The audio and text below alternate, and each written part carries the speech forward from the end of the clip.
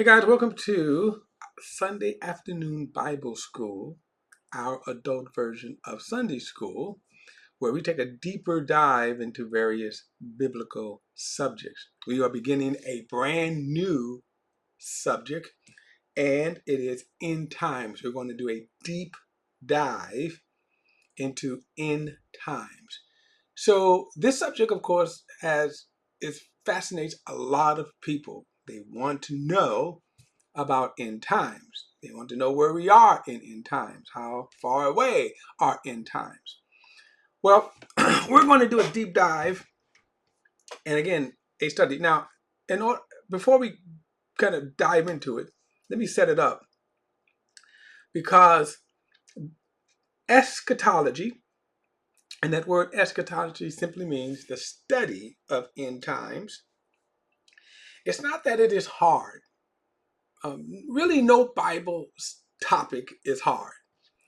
But end times or eschatology is exhaustive, meaning there are a lot of scriptures. And one of the main problems with understanding end times or confusion over end times is not studying all of the scriptures for you to have a good understanding. So depending on your particular theological view, and there are a lot of them, and basically let me just make this difference. There is a difference in theology or theological studies and biblical studies. Now, what's the difference? Theology is man's study of God, and I'm not here to say to deal with whether or not if it's good or it's bad. Obviously, there's both. But to understand, it is man's study of God.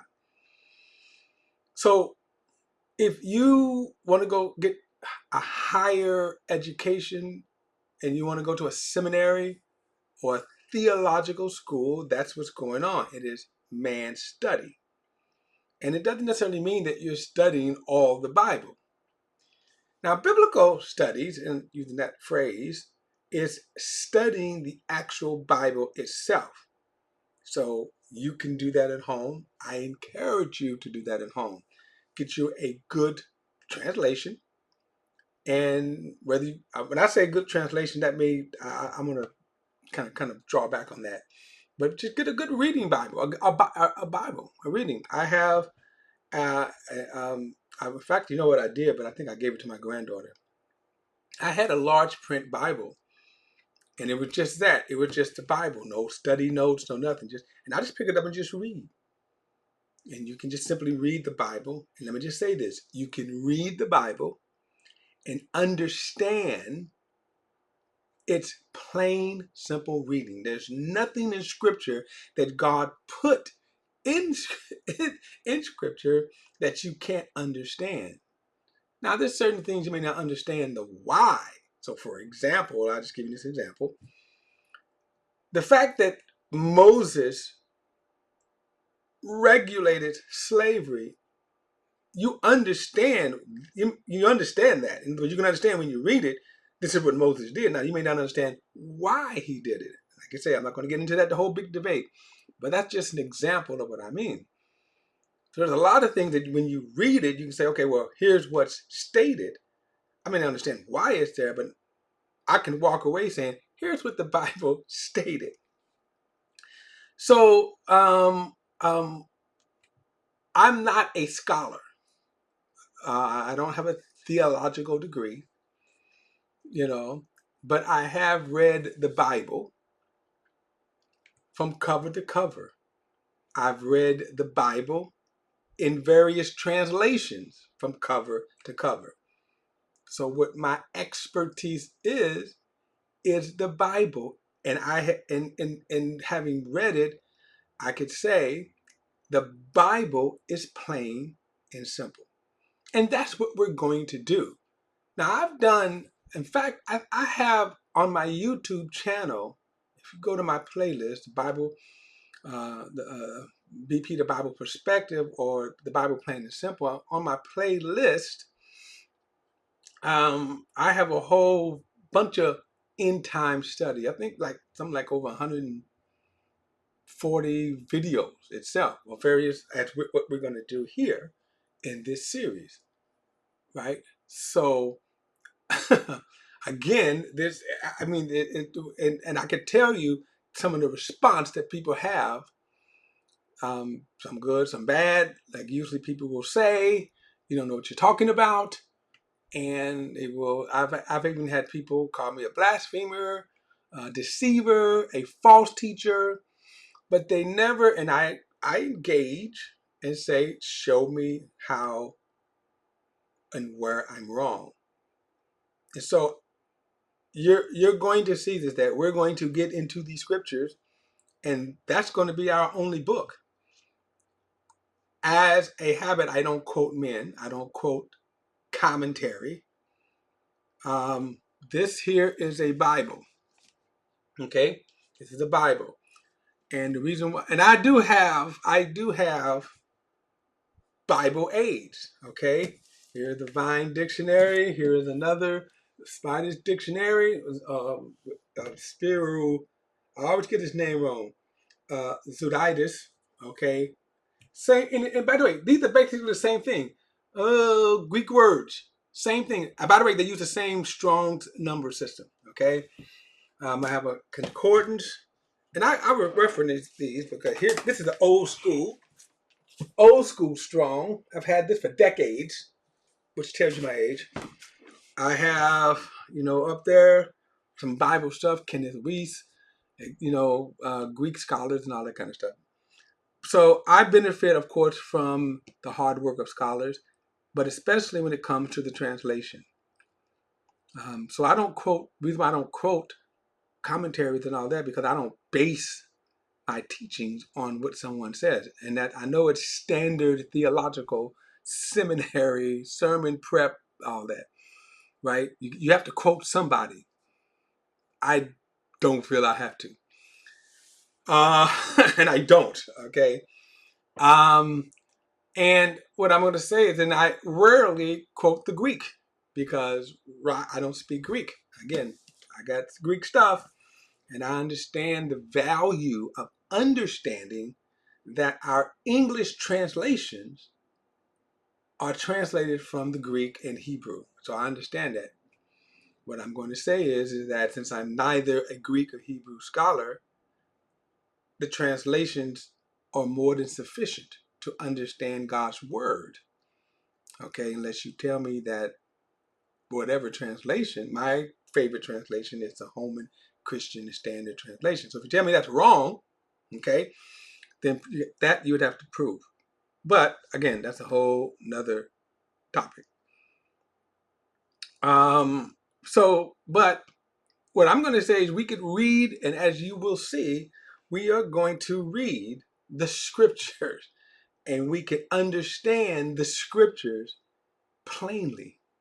Okay, so how I am going to do this exhaustive study, and you will find out once we get into it. I'm going to study in a side-by-side study Matthew 24 and the book of Revelations, the entire book of Revelations. But I'm going to do it side by side. And one of the reasons why I'm going to do it that way, and you will see, is we're going to study when Jesus says something, and then we can match it with the book of Revelations, as well as, of course, a ton of other scriptures. And you're going to see, we're going to get into tons and tons of scriptures, and especially the Old Testament prophecy. It's important to understand the Old Testament prophecy if you're going to understand what Jesus is saying, especially in Matthew 24, which we will do. Okay? And then we're going to come to what's called the church age. And this is where the rapture comes in at. And we'll deal with that when we get to that part, because so it's going to be sort of a timeline sort of study, and then we're going to, of course, address whether or not is the rapture pre-trib pre, mid, or post, pre-trib, mid-trib, or post-tribulation. When is the rapture going to happen? Because there's a big debate over that. I probably will get responses,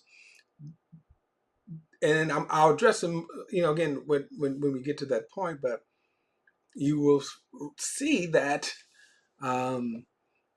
people will come from their emotions. I have a video again. I got tons of videos that I've done on the rapture in time, and one particular guy, um, one particular guy called me the Antichrist. He said I was a false teacher because I believe that the rapture is going to happen before the 7-year tribulation period begins. That's it. And not only that, by the way, and I'm going to say that there are some, I'm not going to get into this, but I'm just going to tell you there's a pattern that I'm going to see with certain people in their responses. Grumpy old men, and they get very vicious. Some have threatened to sue me because we go back and forth, but and so it is with this guy. And in fact, the guy that I'm telling you about, he did a video. I think he did a video in response to kind of my teaching. So I did a video on his response to say, let's take a look at what he's saying. Now here's the scriptures. And he didn't take that very well. All right, so we're going to begin our study in Matthew 24. And like I say, we're going to go through and cover a lot of scriptures from a timeline perspective that you will see in real time from the scriptures. So let's do that. Let's go to Matthew chapter 24 and begin our study in end time prophecy. All right, so Matthew 24. So this chapter here, and I have to kind of set it up, and like I say, we will dive into it and you will understand why I'm making the statements that I'm making. The Gospel of Matthew. Now, the 4 Gospels have different perspectives. Now, if you read commentaries, sometimes you read, and I don't like to read their opinions. Sometimes I think it's nonsense. I shouldn't say that because I'm not a biblical scholar. So I'll concede my last statement as being foolish. What I will say is that they have their opinions, but like, for example, you will see that they like, and like if you have a study Bible and they will, you're going to see some of the scholastic notes or views. So for example, Paul's letter to the Romans, there's going to be theological discussions and arguments over, well, when did Paul write it? Did Paul actually write it? And they go through all of that. And let me tell you that it's probably worth the study if you want to get into those kinds of studies, okay? And so same thing with the Gospels. You got some scholars that will say that Matthew, Mark, and Luke were some of the other ones copied them because they are called the synoptic Gospels because the structure is very similar. But when you and no doubt it could be look, but there is certainly, when you actually read different ones, there's different perspectives. Okay, there's different perspectives. And of course, John's gospel is completely different. It comes at a different angle. But anyway, and which, by the way, John is much later in church history, which the book of Revelations will come into play with John's gospel. Now, the reason I'm saying all this is because Matthew's gospel, like Luke writing, was to the Gentile world. He was a Gentile. He wasn't even an apostle, but he traveled with the apostle Paul and had firsthand accounts of what Paul was saying and taught. Matthew was an apostle, of course. He was a tax collector, but Matthew's gospel is aimed at the Jewish people. And so his gospel, more than any of the other writers, have more Old Testament references, prophecies, establishing Jesus as the Messiah. And so as we're reading here, we're going to see, again, that Matthew is talking to the Jewish people. And so, for example, because I am going to go to there, in chapter 23, you see Jesus rebuking. This whole entire chapter here is Jesus rebuking the Pharisees. Now, the Pharisees and the scribes and the Sadducees were the religious leaders. Luke doesn't really get into this, but notice all of this he talks about his rebuke. Why? Because of their corrupting the Old Testament law, so forth and so on. So, all right. So then when he gets down to verse 37, and I want to read, I'll start at verse 33. Okay. When he says, snake, brood of vipers, how can you escape being condemned to hell? This is why I am sending you prophets, sages, scribes.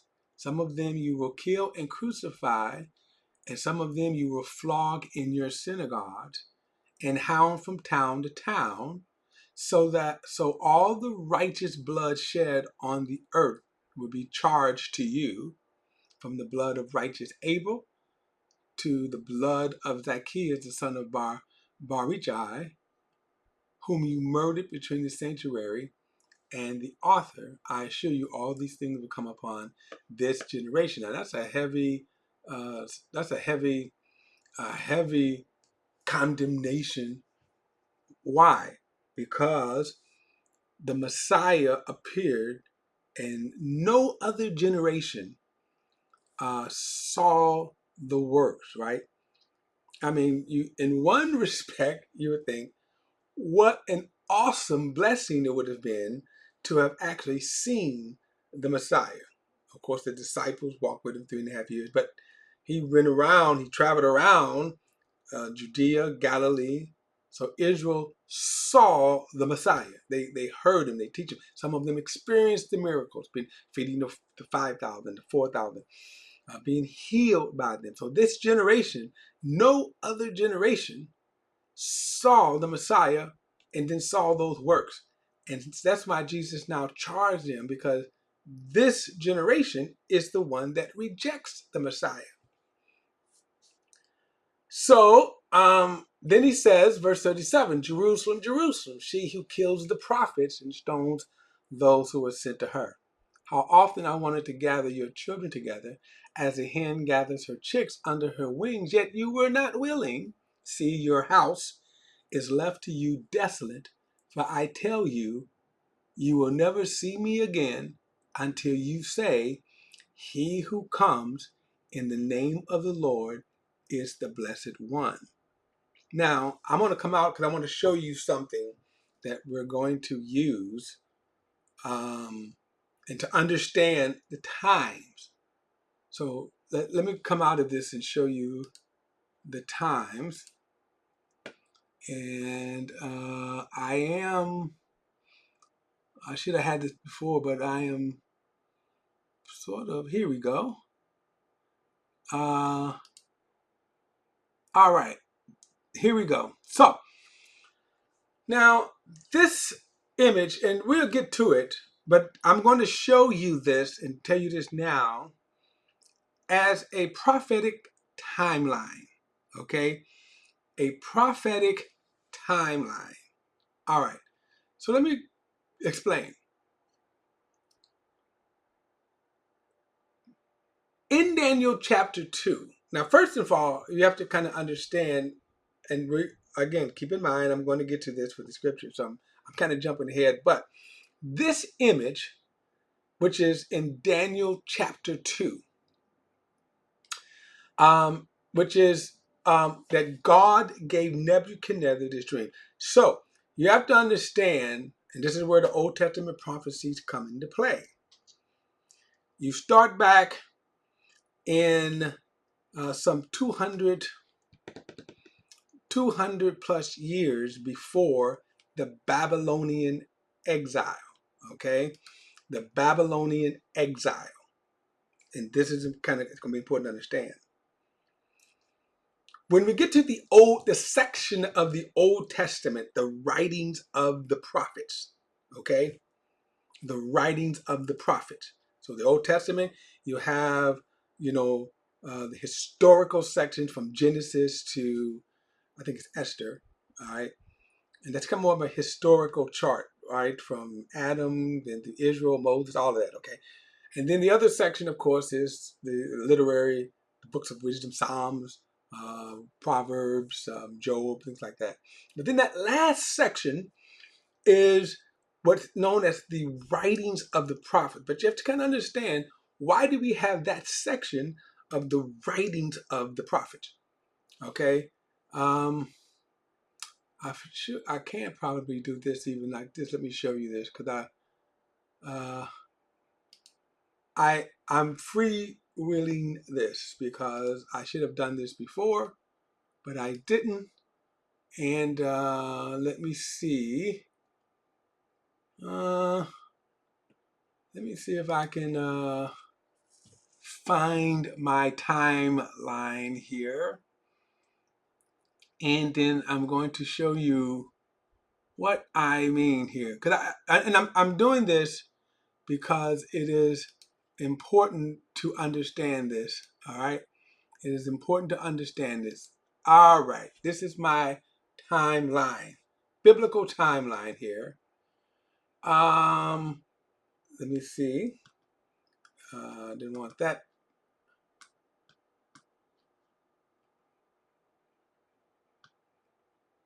I don't know if y'all can see that. I want a little more. Too big. Well, let me see if I can do this. Okay, so this is I like this app here, but let me go. Um, oh,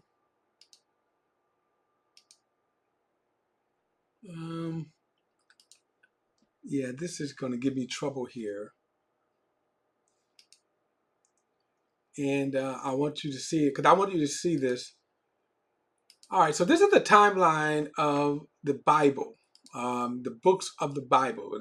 You're going to see why I'm going to show you this in a moment.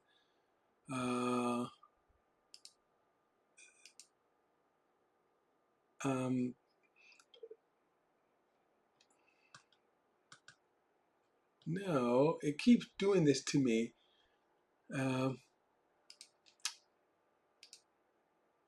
Here we go. So you can see the timeline on the line. You're going to see why I'm going to do this in just a moment. But you know what I'm going to do? Hold on. You know what?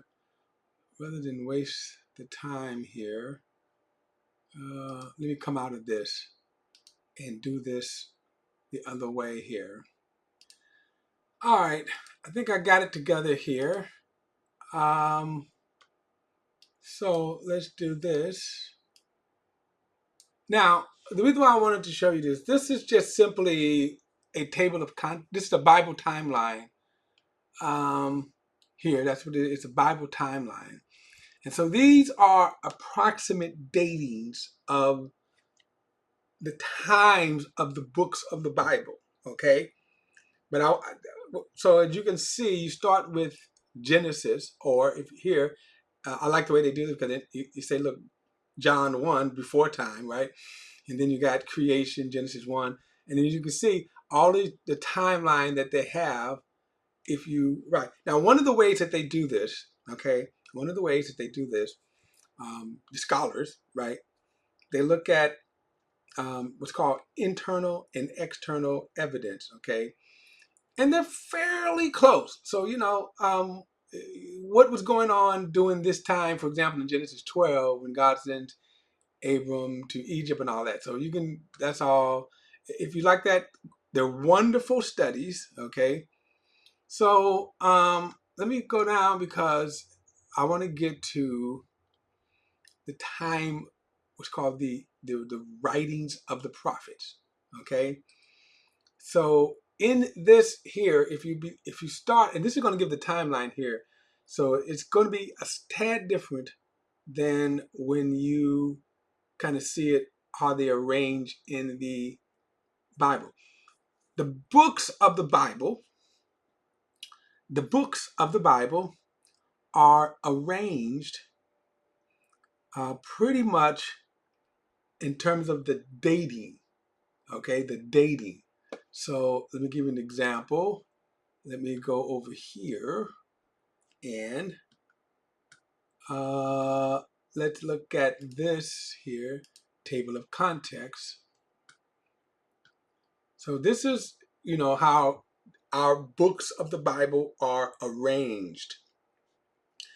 Now, the first 5 books, of course, are written by Moses, and kind of pretty easy because he starts with Genesis in his writing. Then you got Joshua, then Judges, Ruth, and then 1st and 2nd Samuel, and then all the way down to Esther. I said, right? So this is what I said, the first section of the Old Testament, which would be the historical narrative, and then Job, Psalm, and then all the way down to the Songs of Psalms, okay, which would be that section, books of literature, you can say. All right. When we get to Isaiah, okay, so look at this. So from Isaiah all the way to Malachi, this section is the writings of the prophets. Now, of course, what also they have done, they have broken up this section into 2 major sections, what is called the major prophets and the minor prophets. Okay. But that God did not arrange this. This is how scholars and translators arranged it. So when they took the writings and they strung them together, this how, again, not saying it's right or wrong. All right. It's not all right, but because what I'm going to say is the voice of the prophets actually begins here. And I'm going to show you that in a moment.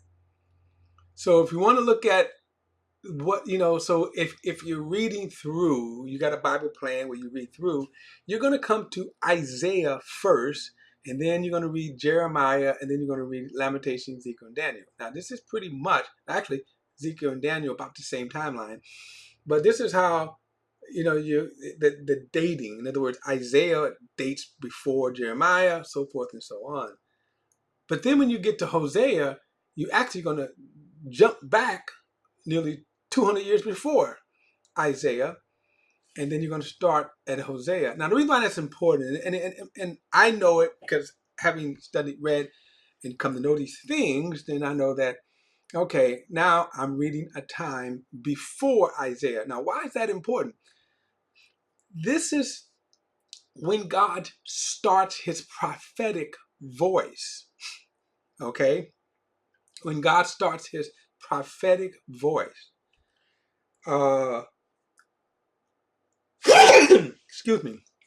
God starts his prophetic voice, and the prophecies is warning Israel to turn from their wicked ways. Okay? Warning Israel to turn from their wicked ways. So let's look at now how that pans out. Okay? So you can see the date here, which was the BC dating. So if you start with Jesus and you start going back, the numbers get higher. Okay. That's just the way, again, how they did that. If you start at Genesis, the numbers start high and they come lower till you get to AD 0, which is Jesus. Okay. But now watch this. I want to show you just as an example, and you're going to see why I am going this route. So we're going through the books of the Bible, and this is how they are dating them. And actually, these would be, if you were reading, this is an approximate date. So the building of Solomon Temple, about 900 BC, right? Oh, Oh, excuse me. Okay, so as we're getting further down, we're going to come to, and by the way, remember, Chronicles, First and Second Samuel, Chronicles, and Kings are around the same period of time. But look at this here, Obadiah. Okay, now they have him at about 853 BC. Okay, so this minor prophet. Now there's debate as to if he comes much later. All right, so that's why I say these are timelines that are approximate and not necessarily exact. But anyway, let's go on. We keep coming, and let me show you why I say that too. Look at here. So if you look at Hosea, and then here's Obadiah, and Obadiah's around the same time as Jonah. So here, as they are arranged in the Bible, Obadiah would come much later. All right. Okay. So now look at this. You have Amos right here at 766. All right, 766. So Amos pops up at he's one of the first word prophets. Now he's considered a minor prophet. Okay, he's considered a minor prophet, and but again, these are not necessarily exact. But you know, notice they got Amos, and then you got Jonah here. And remember, I told you they had Obadiah right around this time here. But that's between the scholars. Now I want to show you something, just so you can see where is dream. I thought I liked this here, but I'm looking for Jeremiah's prophecy, and then you got Daniel. Okay, Daniel's. Where are they at here?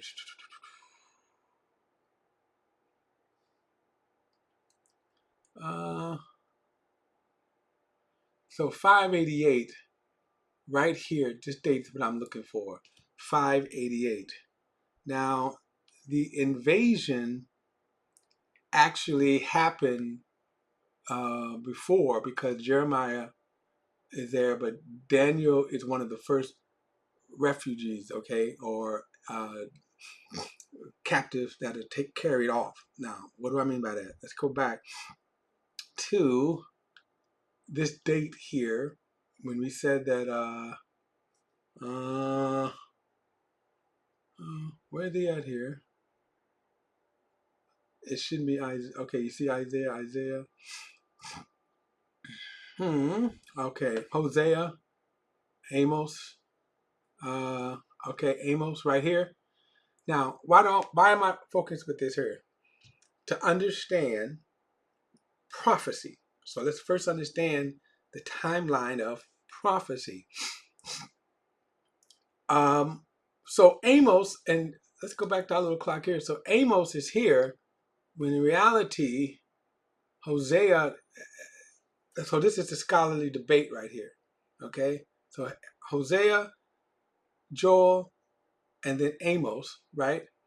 And when we look at the timeline, and the reason why it's important, because some 178 years, and this is going to be the most important thing. I won't argue with the scholars here. What's important to understand is about 178 years, 180 years, or 200 years, God begins his prophetic warnings to Israel. Turn from your wicked ways. Okay? So again, you see 766. And then as you start coming down, Here are the prophecies of Isaiah. Okay, here are the prophecies of Isaiah. These are words. So before we get to Isaiah, you have Hosea, Jonah, and Amos. That's why, and the reason why I'm saying this is that the voice, the prophetic voice, to me is what's important. The prophetic voice, the utterance, the prophetic voice. And you kind of understand what God is saying. So then when you get to Isaiah, right, even though he's considered a major prophet, his prophetic voice, the prophecies are getting more and more intense, okay, that God is warning. Now, the difference is, and we'll get to Joel. Where you at, Joel?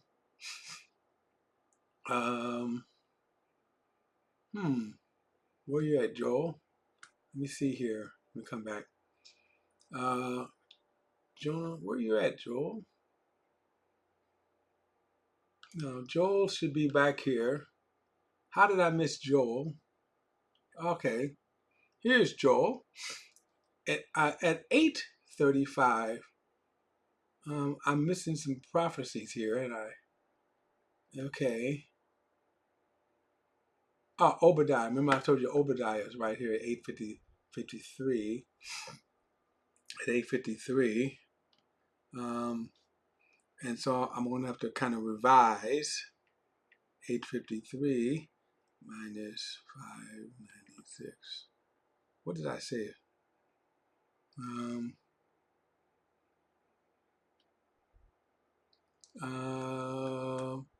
And I'm going to explain this in a minute. You can see why I'm doing all of this. 588. Okay.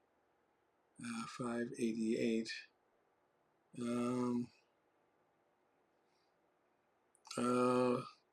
I'm going to get this together here. 588.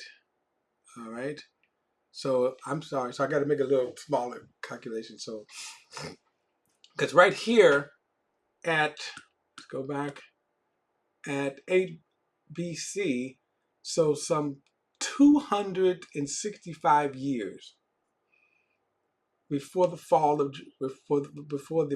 Jerusalem. That date that I gave you was when Jerusalem was actually conquered.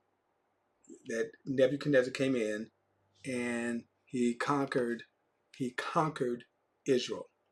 He came in, he actually conquered Israel. Now, what's important about this, okay, is that God, some 265 years before, right? Some 265 years before. So you start with Obadiah, okay? And again, this is debatable, but how about Joel right here at 8:35? And we're going to get to the prophecies of Joel, okay? We're going to get to the prophecies of Joel because his prophecies are talked about a lot. His prophecies, 35. His prophecies, Jesus quotes his prophecies. The famous, in the last day I'll pour out my spirit upon all flesh, and young men will dream dreams. Okay, so right here with Joel's prophecy at 8:35, 247 years. That's what I'm looking for here. 244 years before the fall of Jerusalem. And so all this time, all these prophets, Isaiah, the focus of the prophecies will be the coming fall, the coming destruction of Jerusalem. But also, you have in these prophecies, and we will get to a lot of them, okay? We will get to a lot of these prophecies, all right? Also, you have, I'm going to come out of this for a minute, okay? Well, let's go back because it's important to understand here. So you look at all of this. Here's Hezekiah. We see all of these. Really the prophecies are doomsday prophecies. Okay, so that right around here, Jeremiah pops on the scene. some 20 years before Nebuchadnezzar begins to invade Israel. And then you have like Daniel and Ezekiel, who were the first ones to be carried away captive. And then, so all of these kings, and then you get to the point here where this here, very important date here, very important. 588, Jerusalem is sieged. Okay, so all of the prophecies leads to this point. The Babylonian, everything changes for Israel at this point. There had been changes because of their wickedness, but here, Israel is completely wiped away. And this is right here, the siege of Jerusalem, right here, this right here. And then if you go back and you read, and then look at 586, the fall of Jerusalem. And what Nebuchadnezzar did was he built a wall, like an army wall around Jerusalem, and just sat. They couldn't leave, they couldn't go. So their food supply ran out. They began to starve. They began to starve. There was no, all kinds of stuff. It was a brutal takedown. Okay, now all of this was the prophecy. Now that's important. That's why when you read, like in Matthew, he one of the things he said in the genealogy was from let's go back. All right. So I can have time to go over this again. From the prophecy. Now this is going to be important. You say from, I think it's from Abraham, or was it from Abraham to David, something like that, 14 generations, from David to, Jesus, 14 generations, all these different generations, right? But he said to the Babylonian exile. Now, why is that important? Because this prophecy here, okay, it's given in Daniel chapter 2. Daniel is a part of the first invasion. He's carried away.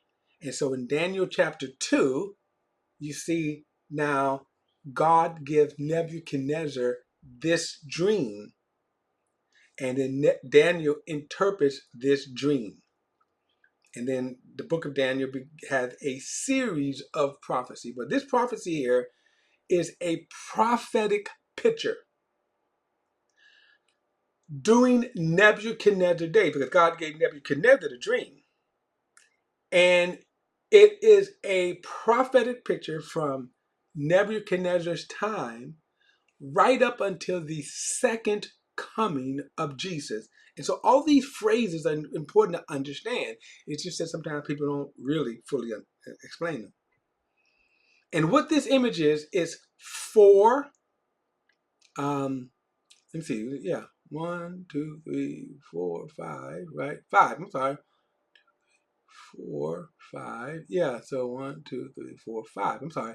5 world dominating kingdoms, starting with Babylon, and then it ends up with the beast, or the man of sin, or some people call him the Antichrist. And then what you'll see in the vision is that doing that rock, which represents the kingdom of Jesus doing the days of the feet right there. And you kind of, I don't know if y'all can make it out, but doing those feet, you see those toes kind of broken off, but they represent kingdoms. During that time, and we'll get to this, Jesus will come and smash this image, which is a figure of a human form, or man's time on the earth. So right here, we have the prophetic picture already laid out for us. Okay, we already have it laid out. 4 of these kingdoms have already come and gone. So Babylon, Medo Persians, the belly of thighs and bronze, leg of irons, and the feet of iron. I mean, the only one that's left to arise is the feet of iron and clay. But this image is a prophetic image, and that becomes very important. So that all prophecy, okay, centers around this. If you want to understand today, what's going on right now today, you have to start with understanding these prophecies that lead up to this point. And of course, next week, because I'm out of time now, we'll get back to why Jesus' prophecy against Jerusalem is so important. When he says that your house is left to you desolate. But now let me just say this too, that with this prophecy also, because it gives us a timeline, we can chart where we are prophetically. Excuse me. We can chart where we are. So, for example, if you were, and Daniel does this, and we'll get to his, he does this, he actually looks at the prophecies of Jeremiah, and because he operated in the head of gold kingdom. And then he also went to the Mede and Persian, or the chest and silver. He was able to chart by prophecy where he was. Now, same thing. If you're in the Matthew 24, where were we in Matthew 24? Well, that would have been the legs of iron of the Roman kingdom. But I'm going to get into this more next week. As I said, we're going to take our time and really unpack this. So, all right, guys, don't forget to like and share this video and subscribe to BP The Bible Perspective. And as always, if you have a thought or comment, add it to the comment section below. All comments are welcome. And I will see you next Sunday for Sunday Afternoon Bible School.